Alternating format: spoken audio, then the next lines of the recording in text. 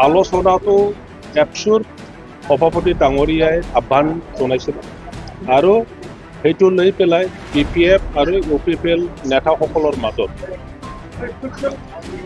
তিনিবাৰমান আলোচনা কৰা হৈছিল।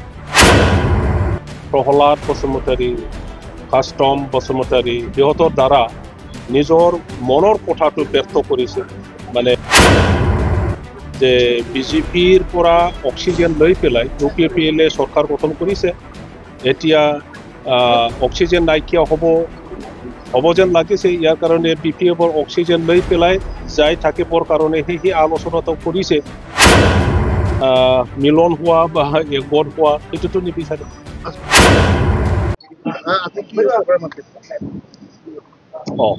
মই UPPLত যোগদান কৰাটো ১.৫ মাহমান হ'ল আৰু কাম কৰিবৰ কাৰণে মোক সুযোগ দিছে UPPLৰ সভাপতি BTC শ্ৰী প্ৰমোদ বড়ো ডাঙৰীয়াই মোক সৰ্বজোৰা সমষ্টিৰ ইনচাৰ্জ হিচাপে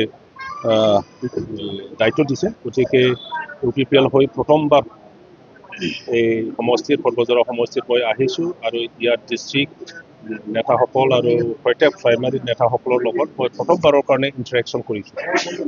কালি দেখা গৈছে যে হাগ্ৰামা মহিলাৰ চিৰাং দুৱাৰত কৈছে যে এপটো অধিৱেশনত মুছলমান মানুহৰ পইচা দিয়ে আপোনালোকে লৈছে বুলি কৈছে। ইয়াৰ ক্ষেত্ৰত মইতো এপছো নহয়, মই কি ক'ম? এপছো আৰু UPPL মিলি লোৱা বুলি কৈছে। এইটোতো ৰাইজক মাতিছে, দেশৰ হোম মিনিষ্টাৰ আহিছে ইয়াত। গতিকে BTC বাকী সকলোৱে হোম মিনিষ্টাৰে কি কয় BTC বাকীৰ কাৰণে এই কথাটো শুনাবৰ কাৰণে চবকে এপিল কৰিছে। ইয়াৰ অকল মুছলিম মানুহ নহয়, অকল বড়ো মানুহ নহয়, নেপালীও আহিছে, ৰাজবংশীও আহিছে, চব জনগোষ্ঠী আহিছে, আদিবাসী আহিছে, হিন্দী স্পিকিং আহিছে, অসমীয়া মানুহ আহিছে, মাৰোৱাৰী মানুহ আহিছে, চবেই আহিছে। ইয়াত মুছলিম মানুহসকলক কিয় টাৰ্গেট কৰিবলৈ কথা কৈছে।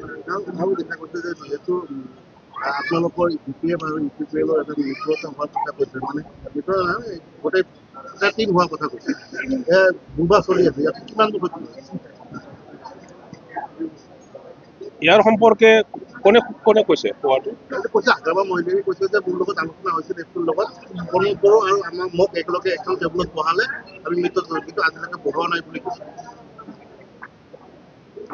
আলোচনাটো এপছুৰ সভাপতি ডাঙৰীয়াই আহ্বান জনাইছিল আৰু সেইটো লৈ পেলাই BPF আৰু UPPL নেতাসকলৰ মাজত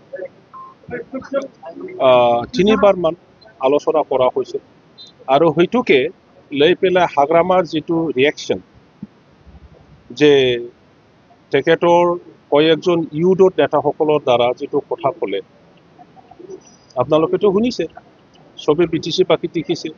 প্ৰহ্লাদ বসুমতাৰী, কাষ্টম বসুমতাৰী সিহঁতৰ দ্বাৰা নিজৰ মনৰ কথাটো ব্যক্ত কৰিছে।